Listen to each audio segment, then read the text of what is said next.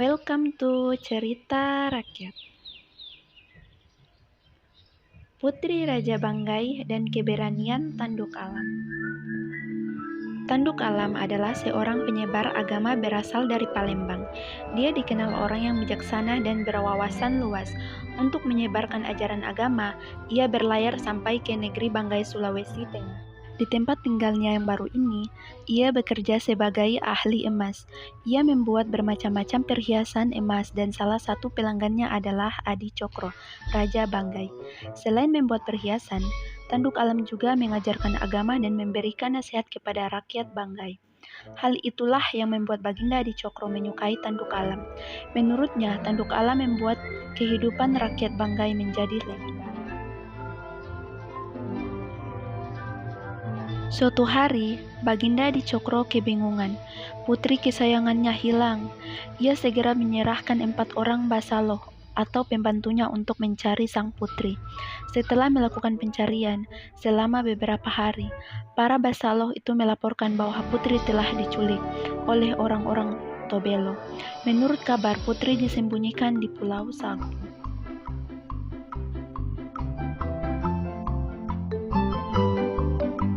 Orang-orang Tobelo melakukan itu atas perintah Raja Ternate karena ingin menguasai kerajaan Banggai. Pergilah ke Pulau Sagu, selamatkan putriku. Dengan membawa pasukan keempat basalo itu berlayar ke Pulau Sagu. Terjadi pertempuran hebat antara pasukan kerajaan Banggai yang dipimpin 4 orang basalo dengan pasukan dari kerajaan Ternate. Walaupun pasukan kerajaan Banggai bertempur dengan gagah berani, namun pada akhir pertempuran mereka gagal membebaskan sang putri. Keempat basalo dan pasukan yang masih tersisa kembali ke negeri Banggai untuk menghadap Baginda Adi Cokro. Maafkan kami, Baginda, jumlah mereka jauh lebih banyak. Bagaimana jika kita minta pendapat Tanduk Alam? Kau benar juga. Selama ini ia selalu membantu kita memecahkan masalah. Cepat kau panggil dia untuk menghadapku. Tano Bonunungan segera bergegas menuju kediaman Tanduk Alam. Ampun Baginda, hamba siap menerima perintah dari Baginda. Tolong temukan putriku, aku sangat mencemaskannya. Baiklah Baginda, hamba akan berusaha membantu. Jika begitu, kami semua akan menemanimu. Keesokan harinya, Tanduk Alam dan keempat basalo berangkat menuju Pulau Sagu. Apakah tidak berbahaya jika kau pergi sendiri? Bila Tuhan mengizinkan, aku pasti bisa menyelamatkan Tuan Putri. Setelah berkata demikian, Tanduk Alam memanjatkan doa. Tiba-tiba keajaiban terjadi. Tubuh Tanduk Alam menghilang dari perahu. Rupanya Tanduk Alam memiliki kesaktian untuk menghilang. Dengan mudahnya, ia melewati orang-orang Tobelo yang menjaga rumah tempat persembunyian putri. Tanduk Alam memasuki satu kamar. Dilihatnya putri sedang tidur. Dengan berbisik, ia membangunkan putri. Putri, bangunlah. Aku diutus oleh Baginda untuk menyelamatkanmu. Bagaimana kau bisa masuk ke sini? Dan bagaimana kita bisa keluar tanpa ketahuan? Percayalah saja padaku. Sekarang pejamkan mata dan peganglah tanganku.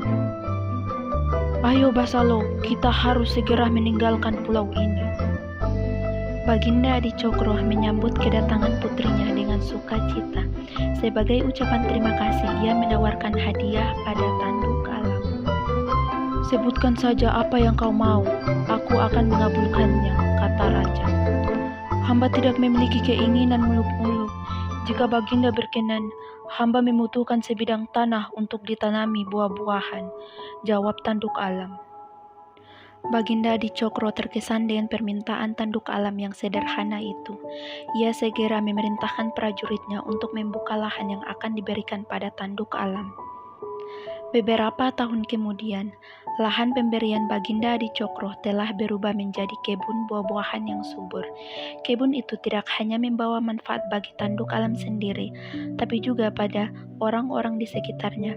Mereka yang bekerja membantu Tanduk Alam mendapat upah atas jerih payah mereka.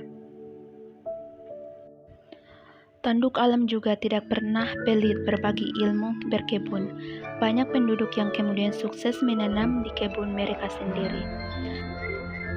Tanduk alam hidup di negeri Banggai hingga akhir hayatnya. Thank you.